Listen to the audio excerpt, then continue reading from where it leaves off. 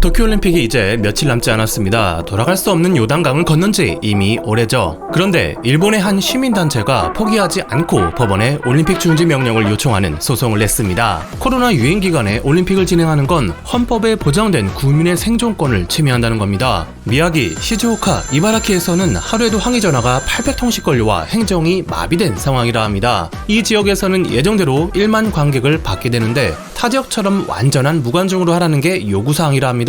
일전에 일본 정부와 올림픽 조직위는 일명 버블 방역, 경기장과 선수 숙소를 마치 거품으로 감싸 외부와 격리하는 방식으로 국민의 안전을 지키겠다는 방침을 밝혔었죠. 일본인들은 버블은 붕괴된다며 외국인들은 룰을 지키지 않을 거라 수군거립니다. 그도 그럴 것이 13일 이런 정부 방침을 비웃는 듯한 사건이 터져버리고 말았거든요. 올림픽 지원 인력으로 미국과 영국에서 입국한 전기기사 4명이 밤 8시에 록봉기에서 술을 마시고 인근 아파트에 무단 침입하는 대담한 일을 벌인 건데요. 거기에다 붙잡아 소변 검사를 해보니 코카인까지 흡입한 것도 확인됐습니다. 이쯤 되면 버블 방역이 제대로 작동될까 의심하는 게 차라리 정상이 아닐까 싶습니다. 한편 IOC의 바흐 회장이 평화를 염원한다며 히로시마와 나가사키를 방문한다는 거 알고 계실 겁니다. 일본에서는 일본인들의 생명을 담보로 올림픽을 강제했다는 인식이 퍼져 있어 회장을 바가지 남작이라 부르며 원망하는 상황인데 굳이 입국해서 원폭지까지 간다니까 안 입고 온 시선이 쏟아지는데요. 그런데 출발 전 13일 하시모토 조직위 회장과 가진 환영회에서 일본인들을 경악해 하는 발언이 나와 열도가 불타고 있습니다. 바흐 회장의 속마음이 나왔다. 아무리 말실수라도 너무 충격적이다 라는 반응이 나오는데요. 조직위 회장과 만난 바흐 회장은 인사치레로 이렇게까지 완벽하게 준비된 대회는 없다고 일본 측을 칭찬하면서 무대는 준비됐으니 남은 건 최고의 퍼포먼스를 하는 것이라는 말을 꺼냈습니다. 그리고 안전한 대회를 열어야 한다는 맥락에서 그만 문제의 발언이 나오고 말았습니다. 우리가 항상 말해왔던 것으로 안전 안심 대회를 열어야 한다는 것이고 이것은 만인에 대한 안전이고 만인이라는 것은 선수들 각국 선수단이며 가장 중요한 것은 차이니즈 피플의 안전이다. Most importantly also for the Chinese people.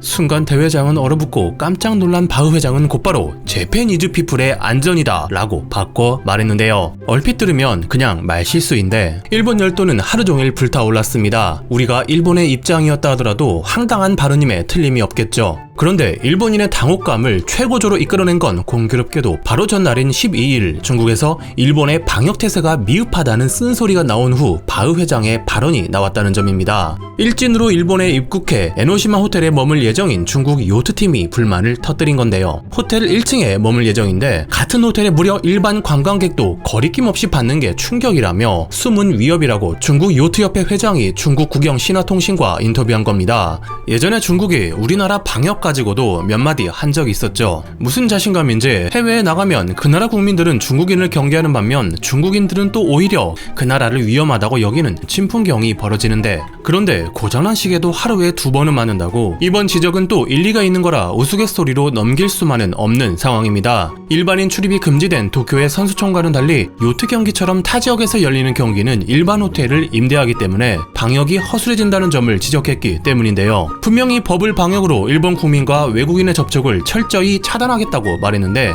알고 보면 접촉할 구멍을 사려 깊게 막지 않았다는 거죠.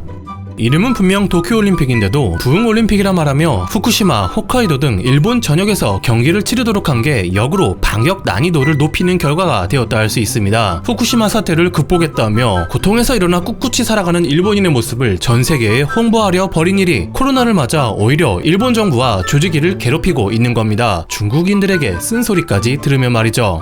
바흐 회장의 발언은 SNS 검색어 순위 상위권에 올랐고 일본인들은 다음과 같은 반응을 내놓고 있습니다. 바람 상대의 이름으로 불린 사람의 기분을 알 것 같은 느낌이 들어 마음의 소리가 새어나오고 있어. 가장 중요한 것은 중국인. 바흐 회장이 일본인과 중국인을 말실수. 요컨대 올림픽 개최로 주머니에 돈이 들어가면 아무래도 좋다는 바가지 남작의 본심이 무심코 입에 나와버린 거야. 앞으로 일본인에게선 돈을 뜯어낼 수 없겠네. 다음은 중국인인가? 라는 거네요.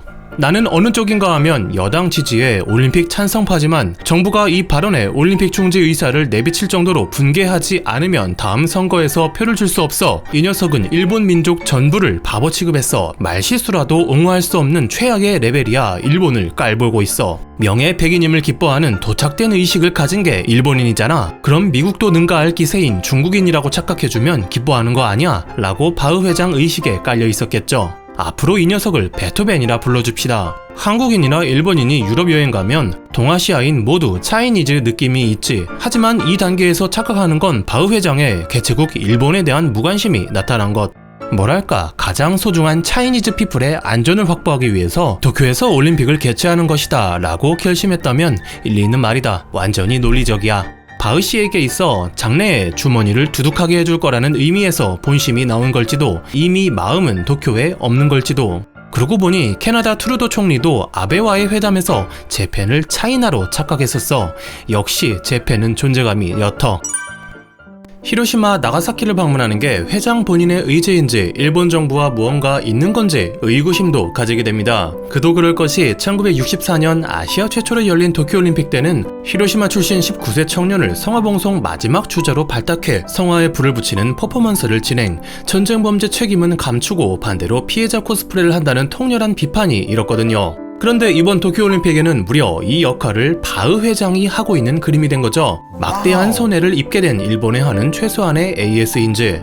평창 때와는 달리 일본의 성화봉송 지도에는 입국 다물고 있으면서 히로시마, 나가사키에 가서 퍼레이드를 한다니까 참 정치 편향적인 올림픽이다 라는 생각이 절로 듭니다. 그나마 다행인 건 무관중이 되면서 전범기가 휘날리는 장면은 보지 않을 수 있게 됐다는 점이겠습니다. 여기까지 올림픽을 앞두고 맘고생이 심한 일본인들의 상황을 전해드렸습니다. 감사합니다. 와트맨이었습니다.